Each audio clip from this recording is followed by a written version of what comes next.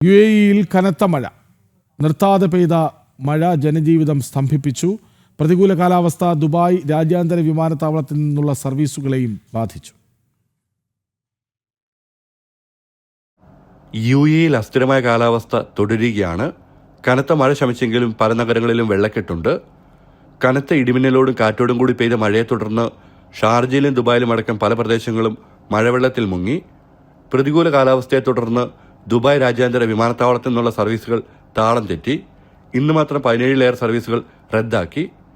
യാത്രക്കാർ വിമാനത്താവളത്തിലേക്ക് പുറപ്പെടുന്നതിന് 4 മണിക്കൂർ മുൻപെങ്കിലും സ്റ്റാറ്റസ് പരിശോധിക്കണമെന്നും റോഡുകളിൽ വെള്ളക്കെട്ടുള്ളതിനാൽ എയർപോർട്ടിലേക്ക് എത്താൻ ദുബായ് മെട്രോ പരമാവധി പ്രയോജനപ്പെടുത്തണമെന്ന് അധികൃതർ നിർദ്ദേശിച്ചു. മഴ ഓഫീസുകളുടെ പ്രവർത്തനത്തെയും സാരമായി ബാധിച്ചു. സർക്കാർ ജീവനക്കാർക്ക് ഇന്ന് വിദൂര ജോലിക്ക് അനുമതിയുണ്ടായിരുന്നു.